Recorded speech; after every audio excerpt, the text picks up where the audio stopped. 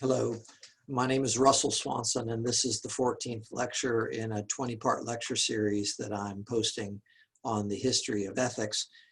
Today's lecture is a little bit unusual because typically what I'm doing is developing the flow of ideas through the last 2,500 years since the Axial Age Revolution. However, today in the 14th lecture, I want to just sort of take a tangent off of the 13th lecture. In the 13th lecture, we explored the subjectivist account of ethics of the 18th century figure David Hume. And since we were talking about subjectivism in that lecture, I wanted to just sort of pause in the historical flow of ideas before I move on to Immanuel Kant and the way in which Immanuel Kant is responding to David Hume, and just focus a little bit more on subjectivism. And really, my target is to focus a little bit more broadly on the idea of ethical relativism. And so ethical relativism is a fairly intuitive, at least on the surface of it, kind of idea within ethical theory, which suggests that moral values are relative to a mind, relative to a perspective, and they are merely relative to that. And you have to be very careful about vocabulary and forms of discourse in that in certain contexts, words, terms, jargon, names of theories mean one thing. In another context, they'll mean another thing. There is a danger here as we talk about relativism. In ethics, relativism is often broken down into two levels that are, I think, obviously also interrelated. One called cultural relativism, which again in this lecture series we've referred to a number of times. Specifically, it was an idea that was associated with some of the sophists in ancient Greece.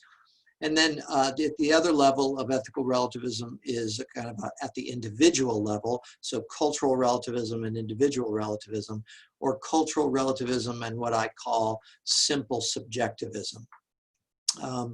And let me just, for a second, again, give you a warning about the way we're going to use these terms, particularly the phrase cultural relativism can mean very different things in different contexts. For example, if you were in the field of anthropology or you were studying anthropology, cultural relativism would be a kind of an assumption about a way to proceed in the attempt to understand the beliefs and practices of other peoples from different places and times. And the idea made popular, I think, in the 19th century by Franz Boas, and then later in the 20th century by many of his students in the field of anthropology. The idea there is that you should try to, as best you can, see the beliefs and practices of an individual through the lens of their own culture as much as is possible. And so it's sort of a methodological consideration within anthropology, and very much tied to one of the more intuitive connections a lot of students of ethics make with this term, and that is that we should try as best as possible to sort of get outside of our own perspective on life in order to understand another perspective on life. And I think that that is really valuable, and it kind of has some obvious connections to being a good person and to being a moral person. But I want to be very clear about something at the start here. Relativism in ethics is not to be confused with this attempt to be tolerant and understanding. And so, let me dig in a little bit on this term of cultural relativism within ethics. According to that position, we're not just trying to see things from another culture's perspective. According to cultural relativism in ethics, a particular society's views on right and wrong are merely relative to their own tradition. So if you have a society that is, let's say, sexist and treats women as property, and say society A treats women as property, and society B is more egalitarian and it sees women as fully autonomous, people capable of directing their own lives and worthy of respect. The question you want to ask yourself here is, which society is correct, has got the correct sort of moral perspective on how we should treat women in society?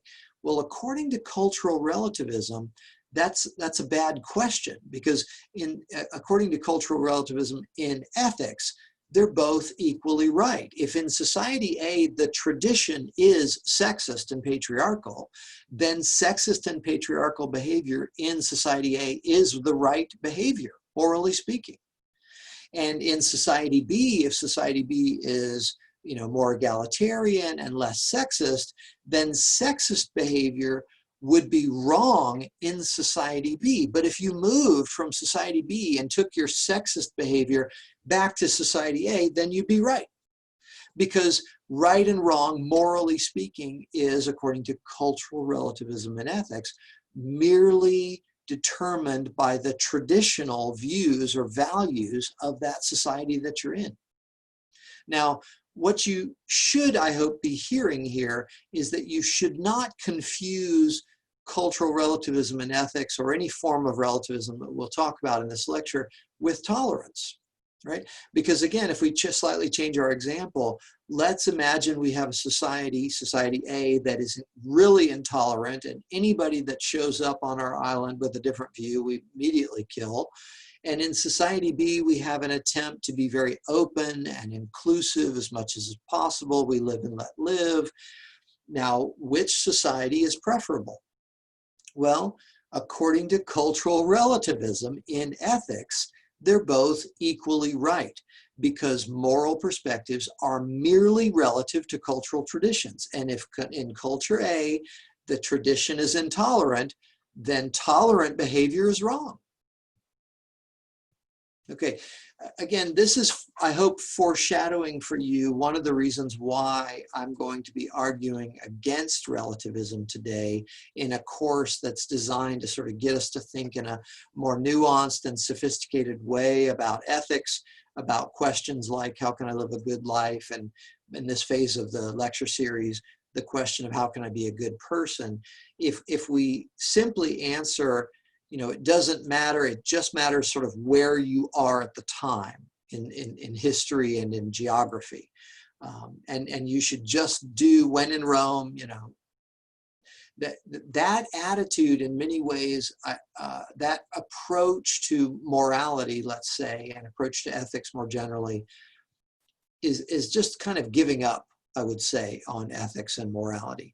And while it is very tempting, right, and this is part of the danger, is that you might see this as just sort of a descriptive account of something that seems really obvious. And I'll grant this point.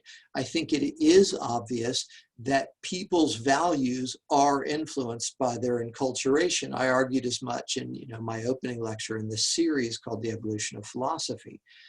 However, the descriptive account that says that people's moral values are relative to the culture that they grew up in, that seems, uncontroversial. What I think becomes problematic is when we take this descriptive account and we turn it into a prescriptive account, a normative account, a normative claim within the field of ethics, that's all that moral judgments can ever be. And that because of that, there's no way to differentiate between the moral judgments that are common in society A and the moral judgments that are common in society B. That's where I think that this idea of relativism becomes problematic. Now, with that said, and this is all sort of a preface to my lecture today, I'm going to again pull very strongly in terms of the structure of the lecture here and the arguments that I use from the work of the now deceased American philosopher James Rachels, who passed away in 2003. Rachels, throughout the 80s, I think primarily produced a number of small texts that were inexpensive, very accessible, and very well written with a lot of good argumentation. And so many of us who are teaching philosophy in the West, particularly in the United States, and who taught throughout the 90s, the 80s, 90s in particular, and even the 2000s, are probably going to have some debt to James Rachels just because his books were so commonly used throughout that period of time. With that said, while I want to make sure that my debt to Rachels is clear, I think that we all stand on the shoulders of giants. It becomes almost impossible, right, to to account for all of the ways in which the Philia Sophia, the community of individuals who are seeking wisdom, not only just in a moment, but across time, have a debt to one another. So I think it's sort of smart to realize the way in which we are all standing on the shoulders of giants. And I'm just sort of calling out my debt to James Rachels and his arguments that are still influential for me.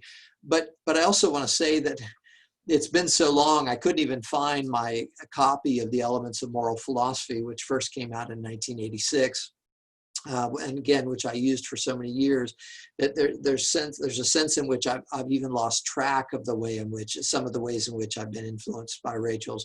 But I'm certain that over the decades of teaching philosophy and ethics in particular, that I've also put my own spin on this, certainly my own way of wording things, my own examples, my own additions.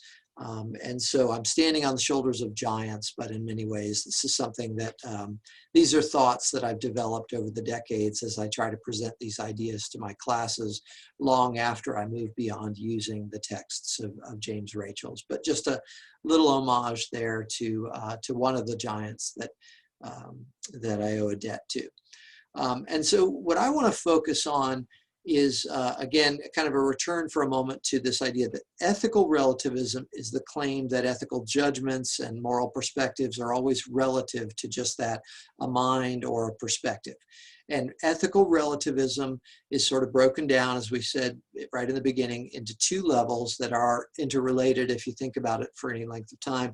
Cultural relativism, which focuses on the relativity of moral judgments to cultural traditions, and individual level relativism, which James Rachels called simple subjectivism, and I follow him in that language there. And simple subjectivism suggests that moral judgments are always relative to an individual's subjective perspective, and in particular to that individual's feelings. Okay, so simple subjectivism basically says that when I use the language of morality or ethics, I might say that a certain action, let's call it action X to be kind of abstract here, action X is wrong. When I use that phrase, when I utter that phrase, according to simple subjectivism, I am merely reporting that I have a negative feeling about action X.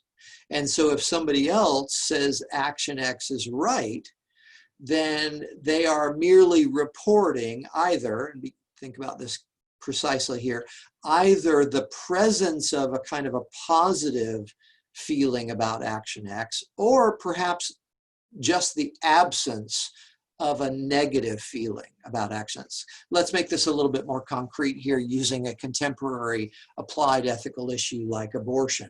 According to simple subjectivism, if Maria says that action X is, that abortion is morally wrong, let's say, to be simple, always morally wrong. According to simple subjectivism, Maria is really just reporting the presence of a negative feeling that she has about this action. Okay. And if somebody else, let's say Mark, says, I think abortion is morally permissible in some or all cases. Again, all would be pretty extreme. Let's take a slightly more moderate position, say that there are at least some cases in which abortion is morally permissible. Then what Mark is saying, according to simple subjectivism, is that it's probably not the case that he has a positive feeling about abortion, right? He probably just simply lacks the negative feeling about abortion. Okay, so again, just a little bit of a nuance there. If, according to the position we're considering here in ethics called simple subjectivism, moral judgments are always relative to a subjective perspective, more specifically to the feelings of a certain subject. And again, I want you to see the connection to relativism here. If that is the case, and we don't add any of the nuance or extra claims that David Hume added to create his own version of Humean subjectivism, according to this simple version of subjectivism, moral judgments are merely the reports of subjective feelings, Well, then you can see where this is going. There is no ultimate truth, or perhaps if we say it more precisely, if I say, abortion is morally permissible and I lack any negative feeling about it, then I utter a true claim. And if Maria says it's impermissible and Maria has a negative feeling about abortion, then she utters a true claim as well. Okay. And so there's no sort of ultimate or objective right and wrong here. It is all just subjective. Now, again, I think this is worth taking a sort of a tangential lecture outside of the historical development of ideas here, in order to deal with this, because from a 21st century perspective, so many people who are new to the field of ethics sort of fall for this idea of relativism, whether it's at the cultural level or the simple level, without giving it enough thought, is what I would claim there. And so I'm going to try to help today, and this is always my goal in my lectures, is to help people to become a little bit more thoughtful, a little bit more nuanced, a little bit more subtle in their thinking. And again, if I sort of tie this back to my big goal as a philosophy professor, I think that in the search for wisdom about life, if we assume that there is any wisdom to be had, then a big part of that is to just realize that we don't want to be overly simplistic in our thinking. And we can do that by wrestling with our ideas a little bit more conscientiously, getting our assumptions out onto the table, and sort of looking at the views that other people have put forth, particularly the thoughtful views of the giants of certain traditions, in order to develop a more nuanced and more sophisticated and more subtle perspective ourselves. And if we were all doing that just a little bit more, I think it would make life richer for us all. I think it would make our community richer. And I think in some ways, and this is a connection I made way back in the lecture series in lecture 1, I think in some ways it would make the political philosophical experiment of democracy a lot even more interesting, let's say, because I'm fascinated by the potential for democracy, but yet I hope you can see that if people have sort of overly simplistic views because they lead unexamined lives, which in many respects would be the norm, I think, to this day, then democracy, and again, I don't mean to sound too judgy about that, right? I mean, unexamined lives with regard to the deepest philosophical issues of existence, specifically, right, the issues of morality and ethics. If people live unexamined lives, or more unexamined rather than less unexamined lives, then they're going to be more prone to fall for the manipulations of the clever sophists of society, who are going to know how to sort of pull the strings and push the buttons of people who have maybe overly simple views. If, on the other hand, we live more examined lives rather than less examined lives, I think we're going to be able to be a little bit more resistant to simple sophistry. And those more subtle and nuanced positions are going to lead to greater humility and to perhaps more thoughtful perspectives in terms of the way we vote and the way we engage in discourse in society, what kind of positions we support in political philosophy. And so it would make, I would think, our democratic institutions within a constitutional republic a little bit more more valuable as an ongoing experiment of how to structure a society and distribute authority within society. And so again, my goal today is to focus us in a little bit more carefully, a little bit more precisely on the idea of relativism. And I'm going to do that by focusing on the version of relativism that I've called simple subjectivism, which is relativism at the individual level.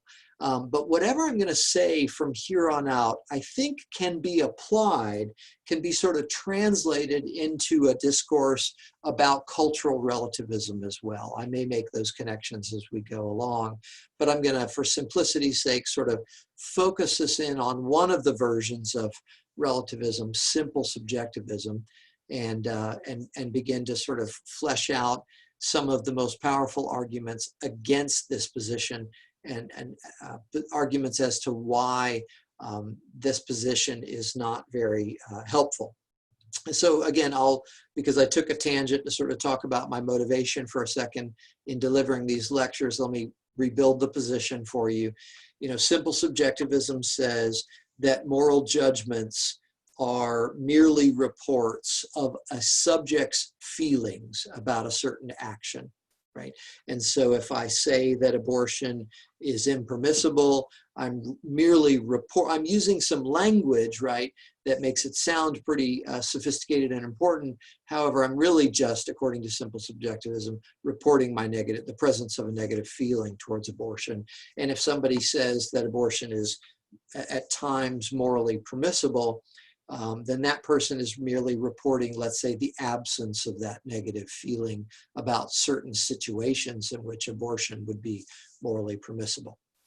Okay, what I want to offer you, again, using some arguments from James Rachel's, are what I would call some reductio ad absurdum arguments, reduction to absurdity arguments, where you put forth a position and then you think carefully through the implications of that position.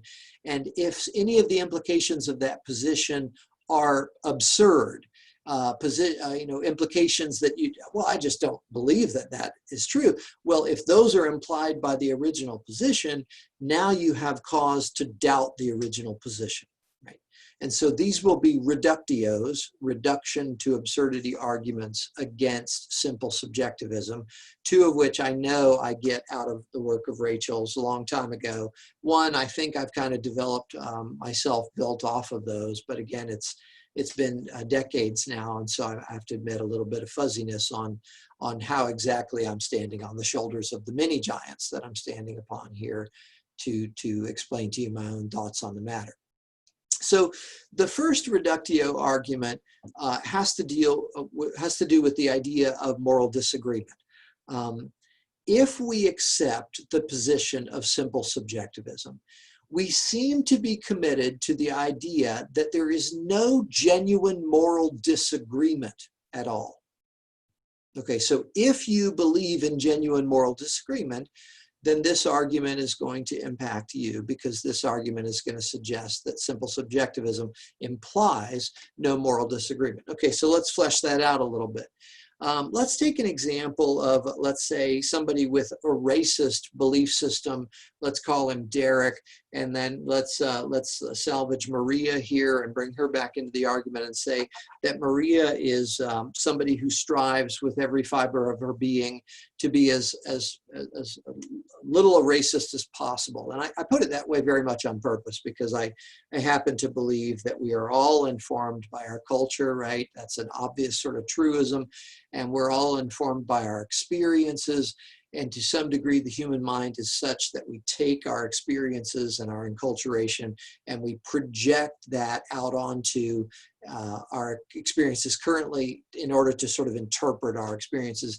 In this way, I would make the case that we are all, to some degree, racist, right? Now, I don't mean that as harsh as it sounds, because there are many of us who are trying as best we can to free ourselves from our unconscious assumptions about race, right? Which now we understand to be largely a social construct brought to us by the era of colonialization over the last 500 years. And we now, I think most of us get it. We're all Homo sapiens. There's no genetic markers for race, even though there are, some interesting facts that we're still working with about how certain populations of individuals are more likely to suffer from certain diseases or respond to certain kinds of treatment. That's the language that's now used in genetics. It's that of populations, because the idea of race is just a messy concept that has a lot of problems, just sort of as something that we think maybe really cuts up life at some kind of joint that's really out there in the world. But let's imagine, right, in a very realistic scenario, that this guy named Derek was raised perhaps in a society that was racist, or by a family or a group or a small community that was racist. And he had, let's say, some kind of white supremacist ideology that was a part of his upbringing, and that maybe he had some experiences that given confirmation bias, tended to sort of support that white supremacist or racist ideology. And again, let's imagine Maria is a person that, even though maybe she was raised by a family that was sort of moderately racist, had some experiences later in life that led her to really work hard to try to transcend that. Okay, put racist Derek and non-racist Maria into the context of simple subjectivism. What's going on here? Are they really disagreeing about their attitudes towards the rightness or wrongness of racist actions most motivated by racism? Derek might say that it is right that certain races be subordinated in society, and Maria would say that it's wrong that certain races be subordinated purely because of race within society. Well, according to simple subjectivism, right, Derek is merely reporting the presence of a positive feeling about these racist practices, right? And Maria is merely reporting the presence of a negative feeling about these racist practices. Now, if we look carefully at that, it sounds like they're disagreeing, because Derek would say, this racist ideology is morally right, and Maria would say this racist ideology is morally wrong. I mean, isn't it obvious they're disagreeing? Well, wait a second. According to simple subjectivism, what's really happening is that Derek is reporting something going on inside of Derek, namely a positive reaction, a positive feeling about certain racist actions, and Maria is merely reporting something that's going on inside of Maria, namely the negative feeling about certain racist actions. And so in some sense, the language of morality makes it seem like there's a disagreement about some objective state of affairs out there in the world, but what they're really reporting, if we dig down to the implications of simple subjectivism, is that they're talking really about different things. Derek's talking about the positive feelings in him, and Maria's talking about the negative feelings in her. And again, let me make an analogy here. Imagine, instead of talking about something as emotionally charged and morally important as racism, we were talking merely about, chocolate versus vanilla ice cream.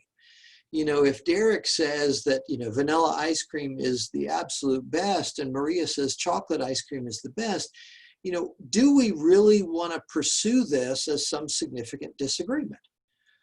I mean, I think there we would be comfortable just recognizing that Derek's reporting his preference, his feelings, based upon, his experience eating vanilla versus chocolate ice cream. Maria's reporting hers, and there it is, agree to disagree. Well, look at how, according to simple subjectivism, moral judgments are really just like judgments about eating ice cream. We're going to have to just agree to disagree. Again, the problem with this, as you're going to see, right, is, or you've perhaps seen it already, because I'm really kind of doing a lot of repetition here, is, can we afford to agree to disagree about the way Derek wants to treat other people in his society based on race? And I think the obvious answer is no, right? So in some sense, we want to be tolerant. We want to be open-minded. That's one of the reasons why we fall for relativism, because we mistake it for tolerance and open-mindedness. But we cannot agree to disagree about all things, right? We cannot agree to disagree about racism. I mean, maybe if racism stays about what you think in your mind, well, okay, we can agree to disagree. Maybe if racism stays about, what you say out loud, again, up to a line, perhaps we can still agree to disagree. But the moment that racism informs conduct and action towards others is the moment that you can't find that common ground. And notice again how unhelpful simple subjectivism is, because simple subjectivism implies the, I would call it, absurd conclusion that non-racist Maria and racist Derek really don't disagree. There's nothing to be discussed here. Okay, a reductio ad absurdum argument against simple subjectivism. If you think there is meaningful, significant moral disagreement that we have to try to work on, as difficult as that will be, then simple subjectivism is not going to be the account of morality for you. Okay, so there's my first argument. My second argument, again, stealing this from Rachel's, is the argument from what would be called moral infallibility or moral perfection. Simple subjectivism seems to imply that everybody is morally infallible. And by that, I mean, not capable of making a mistake, incapable of making a mistake, morally perfect. Okay, so let's spell this out if it's not already obvious. How does simple subjectivism lead to what is thought to be an absurd implication, and that is that everybody's morally perfect? Well, again, if moral judgments are merely reports of your own feelings, and this is analogous, as I just developed, to your basic reactions to putting a spoon of ice cream in your mouth, and you're saying, well, I like it. I mean, you're the ultimate authority on what you like and you dislike. Of course, there are possible experiences of, I'm not sure, I kind of like it, I didn't like the aftertaste. Okay, I get it, that's possible. But how can you be wrong about what you like or dislike? I mean, look, there are some complexities we could get into here about the way in which, culture and the groups around you can shape desires and shape perhaps even likes. But let's treat this a little bit more simply for the sake of discussion here, in that if you report, you eat the ice cream and you say, oh, that is fantastic, that's the best ice cream ever. How are you going to be wrong about that? I mean, is it reasonable to want to say, I doubt you. I doubt you're right about that. Taste it again. You're wrong.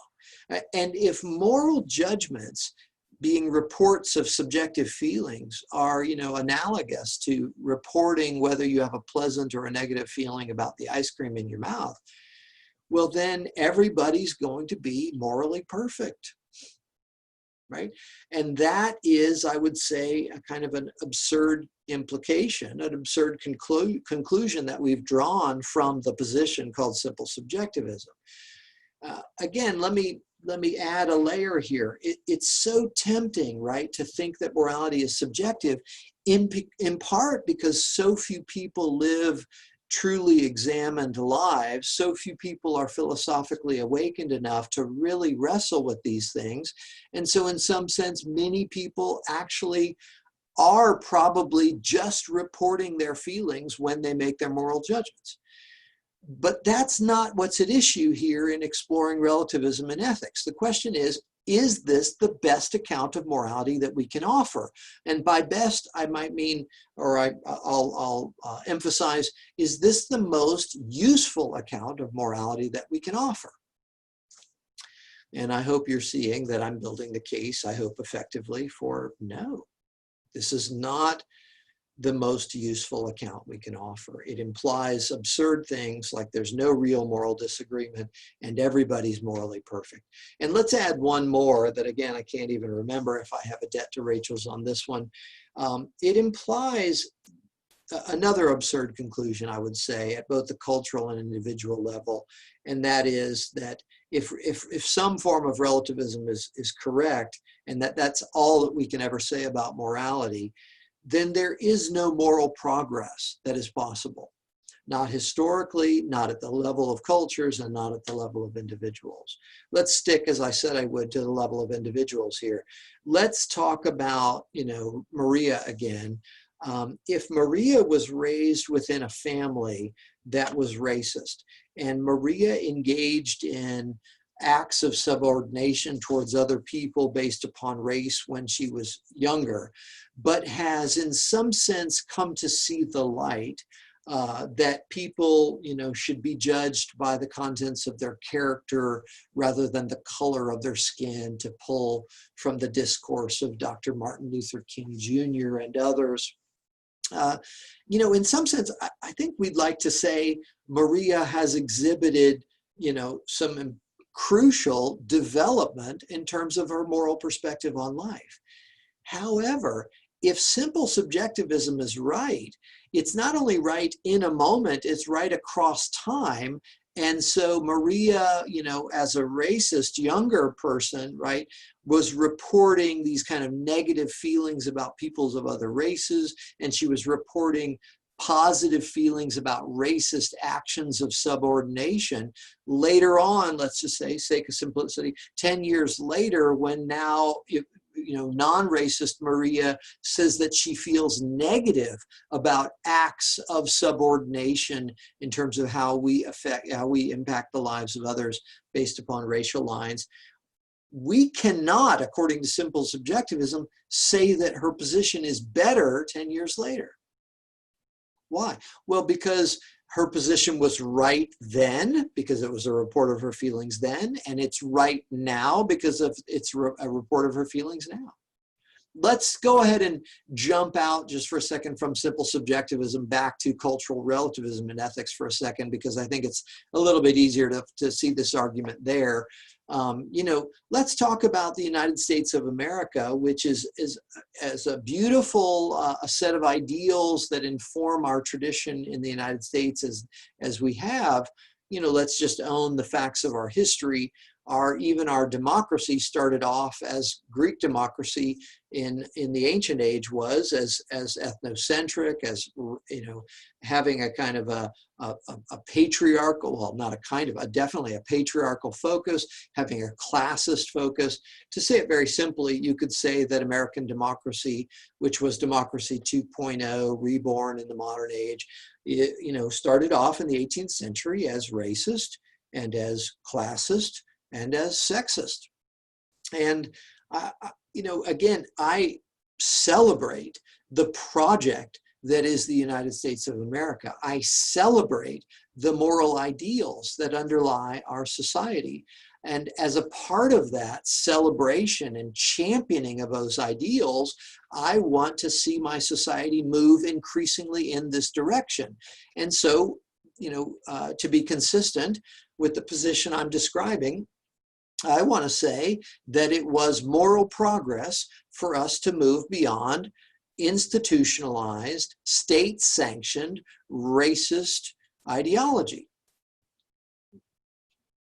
Again, I think that from a 21st century perspective, as much problems as we still have with racism in society in the 21st century in the United States, I think that's an uncontroversial claim to celebrate the end of slavery, to celebrate the end of, you know, just completely out in the open, socially acceptable racism in pockets of the United States, to celebrate the end of that as moral progress. I think, you know, to use an analogous argument, you know, the movement away from treating women as property in society, first owned by their fathers, later owned by their husbands, allowing for absurd moral practices like spousal rape being considered not rape at all.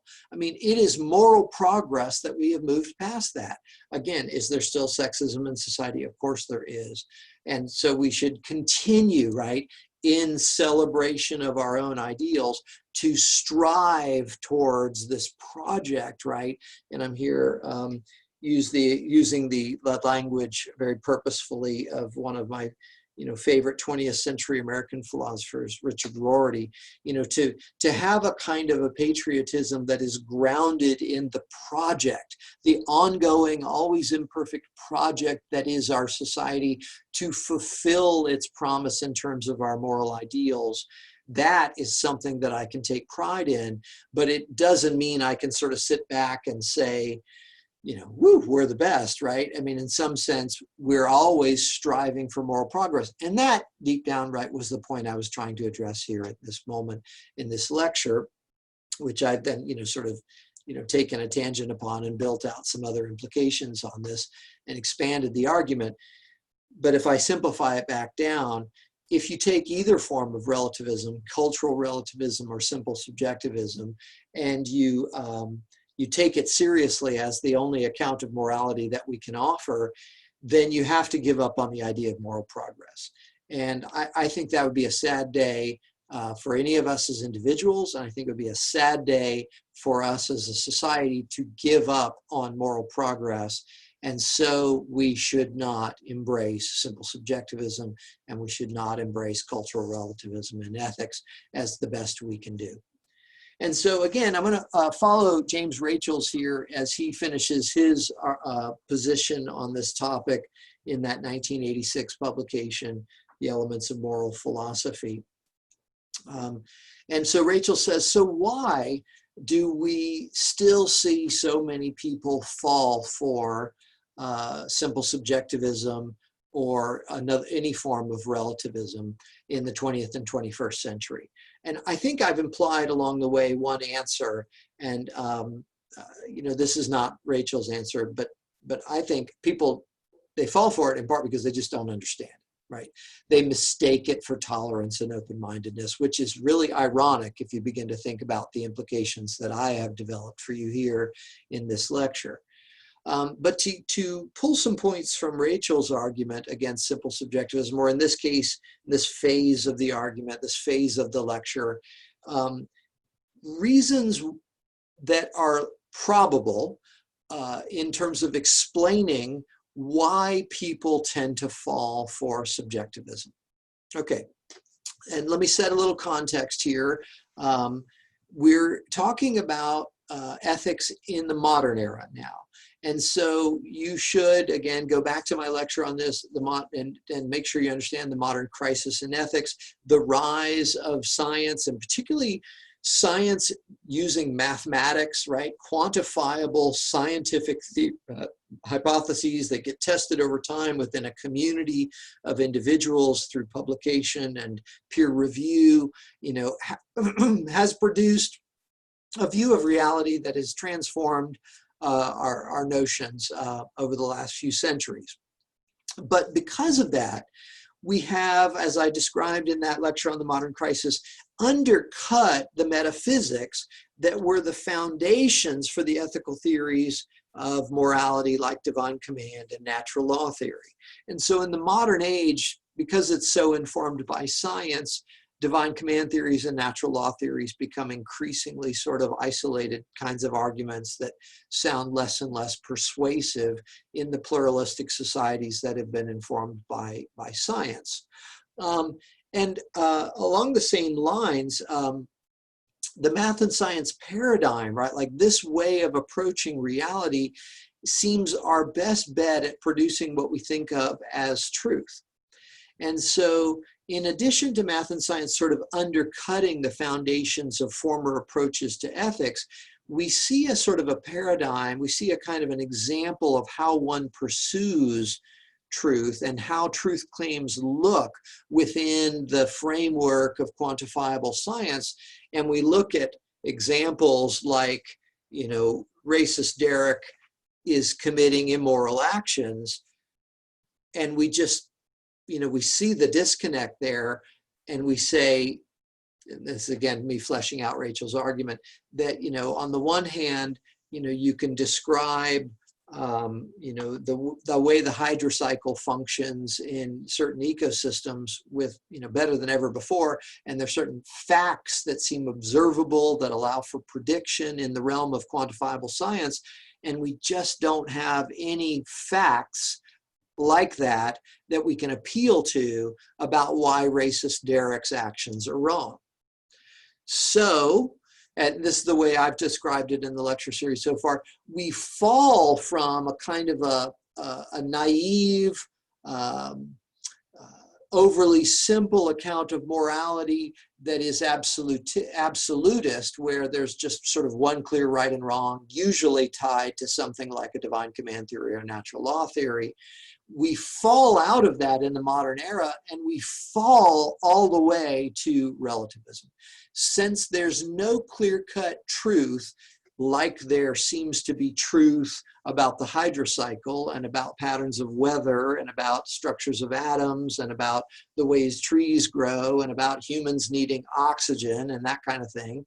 Since there's no truth like that we find in the math science paradigm, there's nothing in ethics that looks like 2 + 2 = 4 in terms of obviousness, in terms of logic and facts over here, well, then we fall all the way to relativism. And one of the things that I'll reiterate here at the end of this lecture is I think that the middle ground between this overly simple absolutism, which I get it, it's appealing. The question there is who has the absolute truth and how did they get it? And this very, what I'm describing, unhelpful position in ethics called relativism, the middle ground is where the wisdom is at. That's where the action is for philosophers, I would say. And so Rachel's, to sort of sum, says that we fall, to use my language, for relativism because we compare moral and ethical claims to claims in math and science, and they just pale in comparison. And so we assume that relativism must be true in ethics. And another reason Rachel's offers that might explain why some people fall for relativism is that we tend to focus on the most difficult issues.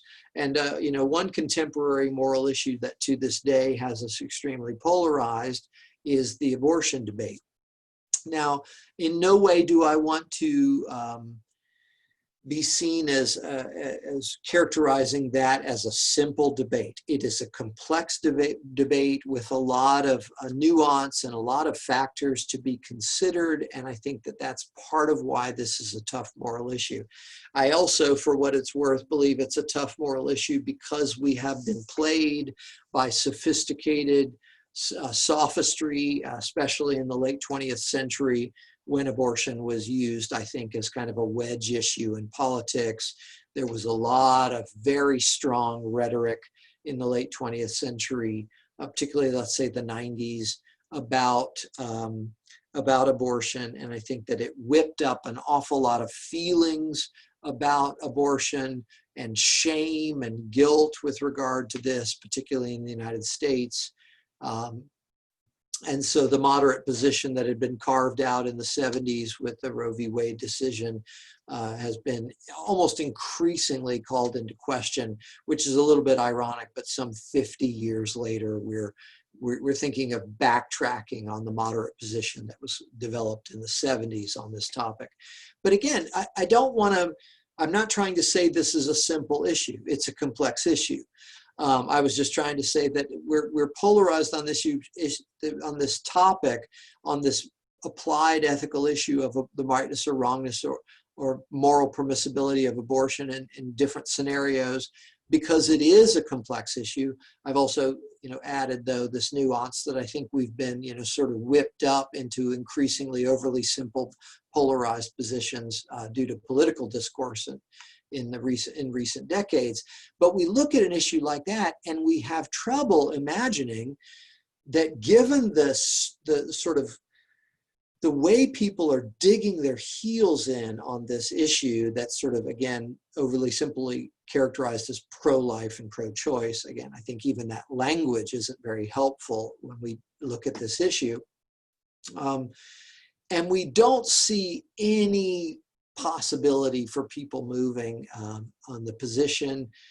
And we don't see, how we will carve out the moderate, sort of compromise position in a pluralistic secular society. And because we look at that toughest issue, we imagine, okay, again, informed by the math science paradigms, no absolute clarity here. So it must just be that everybody has their own opinion and that's the best we can do. Well, again, let's hope not. And it's Rachel's point here is that it's a mistake to look at the toughest issue and assume that there can't be progress on the issue. There are, and I don't love this analogy, but it's the one Rachel's offers. There are tough and unresolved issues about, let's say, the nature of black holes in astrophysics. That doesn't mean that all positions in astrophysics are merely relative to subjective opinion.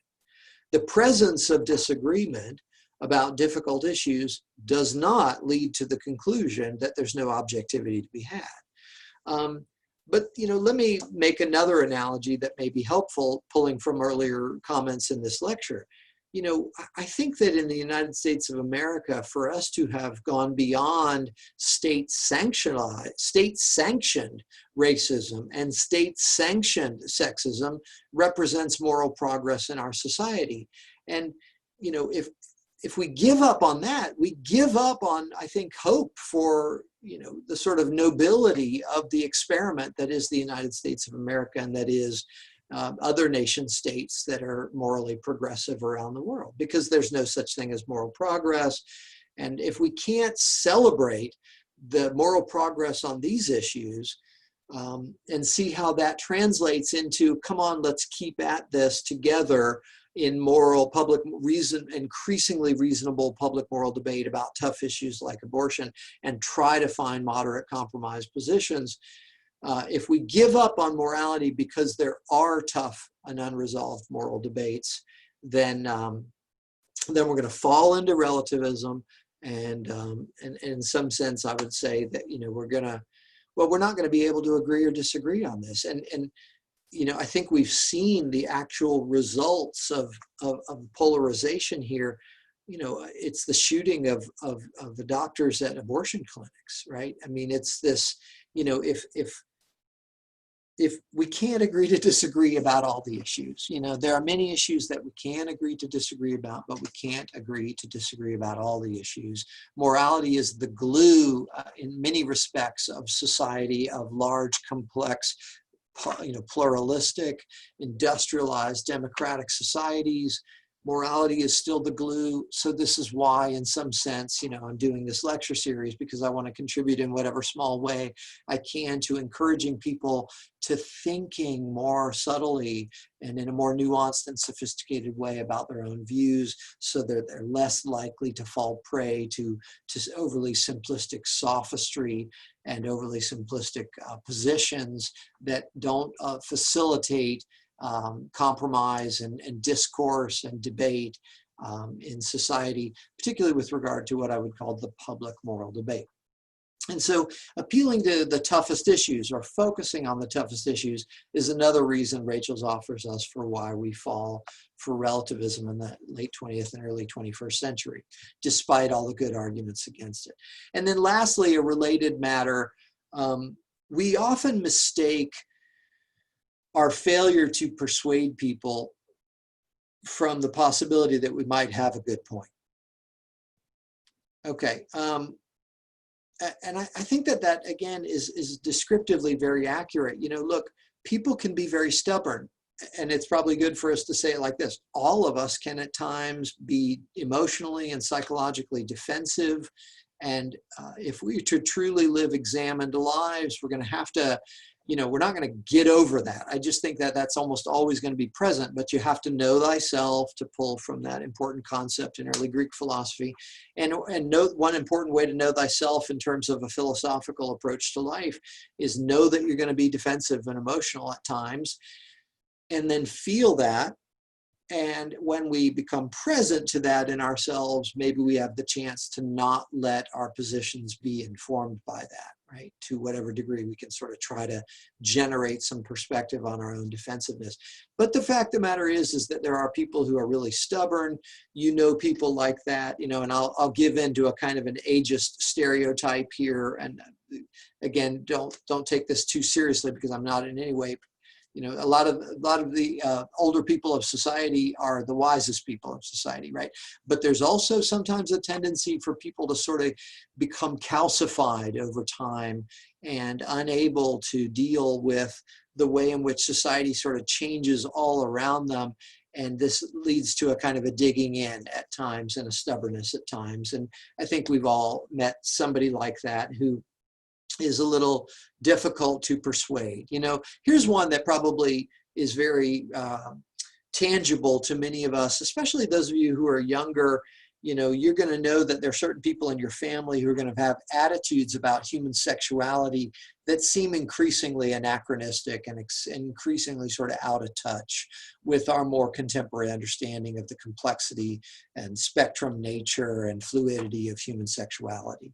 And so many of you younger people are going to have more open-minded ideas about homosexuality and lesbianism and and bisexuality and asexuality and pansexuality. And there's going to be some people, old or young, who are going to hear all those terms and they're going to roll their eyes and they're going to think it's Adam and Eve, it's not Adam and Steve, and they're just going to, they're going to stick to their guns. But again, to put a point on Rachel's idea here, don't mistake our inability to persuade people like that with having a point. In ethical discourse, I am arguing that we can have more or less reasonable arguments about certain positions. And I think that I'm going to sort of loosely use this example that I just was developing. We should be tolerant of people's right to love who they want to love, as long as we're talking about consenting adults, especially in the privacy of their own homes. And more of you get that. And again, I'm not sort of fleshing out the argument here, but a lot of it is that we've just come to see through a more informed science about human sexuality that, as much as some people don't want to admit it, we're naturally maybe more like bonobos than we want to admit. To be a little provocative, perhaps many more people are more bisexual than they want to admit, or than their culture has allowed them to admit historically. But that doesn't mean we can't make a good case for tolerance of consenting adults expressing their sexual orientation in ways that are healthy and non-harmful, especially in the privacy of their own homes. And by the way, I'm not there saying, that's fine as long as you do it in the private. I would apply that generally to all expressions of human sexuality, heterosexual, homosexual, right? We have certain norms in society. And it has to do perhaps with the importance of some line of consent here, that we're not going to expose young people to overt expressions of human sexuality in our culture, in some sense, because they're not consenting and are not thought to be able to consent to what they're seeing as sort of permissible or not, or right or not. Or so anyway, I think you get where I'm going with that example. And I'm going to follow Rachel's one more step into this account of why people fall for relativism, but why they shouldn't, right? And what I think that ultimately this boils down to, this account he gives with these sort of three reasons that we have this math science paradigm of truth, and we see that in ethics we don't have anything like that. And so we reject ethics as merely relative, and we look at the toughest moral issues and we don't see a way to resolution. And so we think ethics is just relative, and we have trouble persuading people. And so we confuse that difficulty persuading people with having a point, where really we should keep those two separate, I would say, that we fall for relativism for that reason. At the heart of it all is what Rachel's would call a kind of a false dichotomy. And again, I parrot this in my language of saying we have a false idea that there's really two options. Either there's going to be kind of an absolute truth about ethical claims and moral claims that are going to be as demonstrable as the claims in math and science, or it's all just relative. But Rachel says, but wait, there's a third option. This dichotomy, there's an absolute truth or it's all relative, is a false one, because these are not the only two options. Now, Rachel's takes the position that we have a third option, and that is what he calls truths of reason. I'm not a big fan of that phrase, because I think the word truth in the context of ethics gets us into trouble and sets us up almost for this problem of falling into relativism. And so I would weaken the language here slightly. And Rachel's is saying that in between absolute truth in ethics and complete relativism in ethics, we have truths of reason. And I think charitably what he's trying to say there is that we should treat as true those judgments for which we can construct the best arguments. Again, I just take small issue with the semantics there. I treat as true was already me, showing you my problem with his language. To say that moral judgments can be true or false, I think sets us up for this false dichotomy.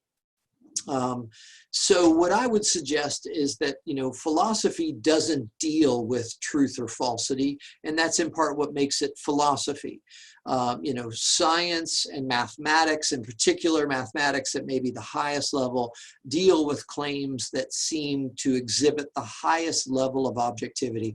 I don't want to go too far off into epistemology here, so I'm going to try to give you a kind of a simple, relatable version of this. But 2 + 2 = 4, does anybody have a different opinion on that they want to express? I mean, we don't regard that as subjective. We regard that as sort of the height of objectivity, there are certain ways that water moves within systems that have heat differentials, giving rise to an understanding of the hydrocycle. You can have an opinion on that, but it's going to be more or less informed. The hydrocycle, theories that we have now are just really effective at explaining the data and predicting what's going to happen in the future. So it's not really worth your while to develop an opinion on this. But on the other hand, in philosophy, when we are talking about things like truth and beauty and justice and the meaning of right and wrong and the meaning of good and bad in the context of having a good and bad life, I would suggest to you that we want to be strongly informed by science as best we can, but to the extent that these are philosophical issues, we are going to go beyond what the math and the science can give us. And the reason that we're going to go beyond that willingly, right, is that we have to have answers. And, just to sort of pull on the 2 questions that this lecture series is dealing with, the questions of ethics, how to have a good life and how to be a good person, are not questions that we can get answers from so far, let me say very humbly, but I frankly think maybe even in theory, we can't get answers from math and science on how to be a good person and how to be, how to live a good life. That in some sense, at the very least, what we're dealing with are just changing conditions of existence and the evolving nature of our own humanity and the evolving nature of our societal conditions. And so we're going to have to go out beyond the sort of relatively secure zones of the truths that we discover. I frankly resist that language even in that realm, but that's another more epistemological debate. And we're going to have to go beyond the relatively secure realm of truths of math and science to venture positions on questions like what should get me out of bed in the morning, what makes life worthwhile, what would be a good life, and what would it mean to be a good person in this 21st century context. And I think those are ethical, philosophical questions that we cannot give up on by falling all the way to relativism, but we also can't pretend that we've got some simple, absolute answer that we can just appeal to some body of evidence. And I know that there are those out there who have made within the realms of sort of the public intellectual cases for the objectivity of morality. I'm thinking, for example, of the a position carved out in the public moral debate and TED Talks and such by somebody like Sam Harris.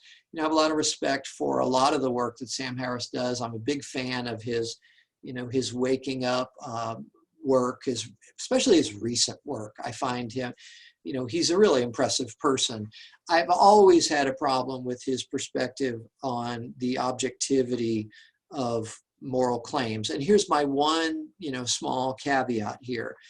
I think that that he sort of smuggles in an assumption here that I want to be a little bit more explicit about, and this will set the stage for understanding my take on the modern ethical theories that we're studying in this section of the lecture series. If we're going to find any kind of middle ground in between absolutism and relativism in ethical discourse, we're going to have to make some sort of axiomatic assumptions. And what we want to do is try to minimize what we might call the quantity and maybe even the quality of the assumptions, right? Like I think it's increasingly problematic given the modern crisis to say you got to believe in God, you got to believe in this kind of God, you got to believe in this scriptural tradition, you got to believe in this language and this version and this interpretation in order. I mean, that all those steps of leaps of faith, totally legitimate as individual people. But the moment you take all that baggage to an argument, you just going to have an uphill argument if that person doesn't share exactly all the same assumptions. And so in the modern era, it seems to me that the name of the game in ethical discourse is to shrink the number and make as reasonable as possible the sort of axiom that we might agree on. And again, to give somebody like Sam Harris his due, I do think that this is a fairly persuasive sort of axiom or assumption, you know, and he has ways of trying to develop this argument. What if you and I were to agree that unnecessary pain and suffering should be minimized? You know, what I'm saying is that I don't think I can prove to you that that is somehow ever true. I don't think that that is a fact. I think it's a value claim. And because it's a value claim, it cannot be demonstrated. Again, I think Harris and others offer some interesting accounts to try to ground this argument. But I think ultimately, I would rather just sort of be forthright about the fact that I think at bottom, this becomes axiomatic to moral discourse, something like this, right? And in particular, that particular version of an axiom or an assumption that unnecessary pain and suffering should be minimized, you know, that's going to serve as a basis for utilitarian moral discourse. Perhaps, you know, to pull up from another example that we've already discussed in this lecture series, the social contract idea of morality, perhaps we could say that the well-being of rational individuals is tied to the long-term well-being of a community of rational individuals. And so I should accept certain limitations on my behavior in the form of moral conduct in order to pursue mutual benefit. Okay, if I accept this, what I would call normative idea, that it is right for me to accept some limitation on my own conduct in order to try to achieve, you know, some kind of, again, more speculative benefit for myself. If I can accept that, maybe I can get moral discourse off the ground in the context of social contract theory. Or, you know, again, to use another example, if I can employ a kind of a Humean axiom here, something in the shape, something in the form of, it is right to utilize my capacity for sympathy or empathy or disinterested sentiments to form my moral judgments. That when I'm talking about morality, I should try as best I can, right, here's this prescriptive claim, as best as possible steer clear of my self-interested, purely self-interested, self-concerned feelings and thoughts, and I should try to veer towards my my capacity for empathy, sympathy, or disinterested sentiment. And if we can accept this sort of axiomatic claim, which cannot be proven, I'm arguing, then we could get some kind of reasonable discourse within a Humean framework about what moral judgments are superior to other moral judgments. And again, abandoning the language of Rachel's on this point, I don't think what we're doing is creating truths of reason, although I can see why a utilitarian, maybe in the tradition of Bentham, or, you know, maybe a Kantian would want to use the language of truths of reason. I'm more interested in developing a little bit more of a, what's the right word here, sort of pluralistic approach to the cultivation of a toolkit of different theoretical frameworks that would allow us to be more thoughtful participants in moral discourse in the era of the modern crisis and in the 21st century. And so I'll finish with this idea. What I'm saying is, to kind of summarize, is that we need to try to carve out a middle ground between an overly simple absolutism with regard to ethical claims and an unhelpful relativism with regard to moral claims. And that middle ground is carved out if we can agree to certain fundamental axioms that we try in the modern age to minimize. Minimizing, let's say, away from divine command theoretical discourse or natural law theoretical discourse towards something like Humean or social contract theory or Kantian or utilitarian. And these are the four most influential, I would say, modern moral theories. I would add, and I'll eventually come back to this, add that virtue theory has been, I think, rekindled. And somebody like Elizabeth Anscombe from Oxford in the 20th century plays a large role in sort of motivating people to think that virtue ethics, a sort of modernized version of virtue ethics from ancient Greek philosophy, should get pulled back into moral discourse. And then these 4 or 5 frameworks provide us with the opportunity to carve out kind of a middle ground between overly simple absolutism and unhelpful relativism.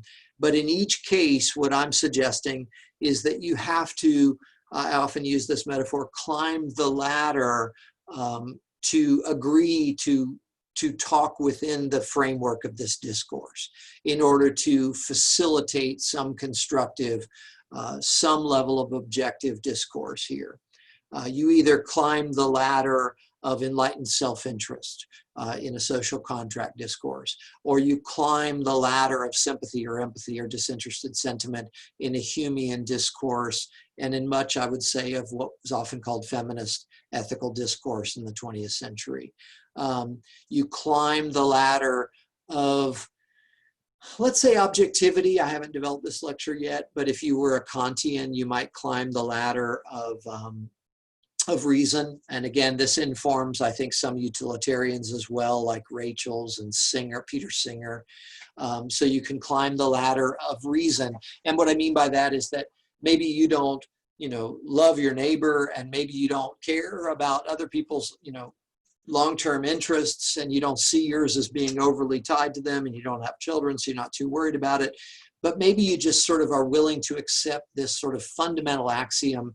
Well, I'm a person, I have interests, and you're a person, and you have interests. So it's fair if I consider your interests as best I can equal to my interest. Okay, I think that in some sense is accepting a fundamental sort of axiom that would allow for ethical discourse, and I call it the axiom of, or the assumption of reason or objectivity, as a Kantian might, or as some utilitarians might. And then, I mentioned the utilitarian discourse.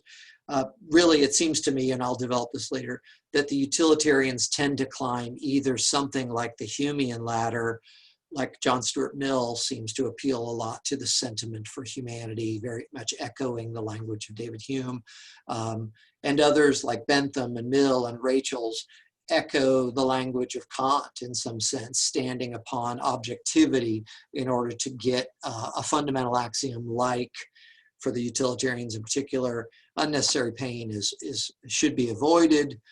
We should pursue the greatest happiness for the greatest number. That's a very famous phrase of it. But here I'm just foreshadowing the work I'll do. I would like to add, somewhat provocatively, just for food for thought, the possibility of kind of a fourth ladder, a fourth basic axiomatic assumption that allows us to inhabit this middle ground between absolutism and relativism. In addition to enlightened self-interest, in addition to something like Humean empathy or sympathy or disinterested sentiments, in addition to a kind of a Kantian objectivity, I'm intrigued by, as I developed in my second lecture, the mystical traditions, the meditative traditions, and the way in which, and this is again kind of giving Sam Harris his due, I think that his discourse on this matter in the 21st century has been really useful and constructive and informative, that there, in the meditative traditions, broadly construed, sometimes I like to refer to them as the mystical traditions, with updating the word mysticism, that there is a kind of a way to sit more deeply into the experience of existence where we're not so caught up in our eating of the tree of good and evil and labeling and conceptualization. And in this place where we sit more deeply into this witnessing consciousness, we tend to see before our very eyes, to speak metaphorically, experientially, the breakdown of the sense of self as a separate self. And I think that that experience within the mystical philosophies is another potential ladder to climb to get to an interest and a motivation in pursuing more constructive moral discourse. So in addition to enlightened self-interest and empathy and rationality or objectivity, maybe a fourth ladder, a fourth sort of axiomatic approach to productive moral discourse would be to sort of see through the illusion of the individual self, and that would motivate one to inhabit a position that makes ethical discourse more productive, less relativistic, but not overly simple and absolutistic. Okay, I developed more ideas there than I planned to in a lecture just based on relativism, but hopefully this was productive and thought-provoking for you. I hope you can find your way to this middle ground as we all go on in our attempt to find philosophically more thoughtful positions with regard to questions about which we cannot just agree to disagree. And I hope that that will enrich our lives as we live examined lives. So many of the Greek philosophers thought that this kind of discourse, Aristotle and Epicurus and Plato thought that this kind of intellectual engagement in life could enrich our lives just individually. And I would say that certainly when it comes to how we're going to move forward together in an increasingly challenging, complex, globalizing 21st century, giving up on ethical discourse will not be the way forward. So if more of us can engage in more thoughtful ways in ethical discourse, we're going to have more of a chance of solving the problems that confront us and of surviving as a species and perhaps even continuing to flourish as a species. So let's go forward and let's flourish.